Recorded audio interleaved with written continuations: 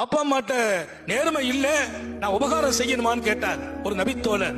அத்தா அம்மா அநியாயமா நடக்கிறாங்க, ஆள் பார்த்து நடக்கிறாங்க, அக்காவுக்கு மதிப்பு கொடுக்கறாங்க, எனக்கு கொடுக்கறது இல்ல, நான் நேர்மையா நடக்கணுமான்னு கேட்டாங்க. சர்க்காரை ஆலம் ஸல்லல்லாஹு அலைஹி வஸல்லம் ஒயின் வலமாக்கா ஒயின் வலமாக்கா ஒயின் வலமாக்கா, அவர்கள் உனக்கு அநீதி செய்தால் அநீதியை செய்தாலும் நீ சரியாக நடக்க வேண்டும்.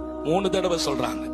அத்தா சரியில்லை, அம்மா சரியில்லை, நேர்மையா இல்ல சொல்லாதே, நீ தவறுகிறாய். அவர்களிடத்தில் 1000 தவறு இருக்கட்டும், அவர்களுக்கு நீ அடிபணிந்து வாழ்ந்து விடு, அல்லாஹ் உன்னை இந்த மண்ணில் ஜொலிக்க வைப்பான்.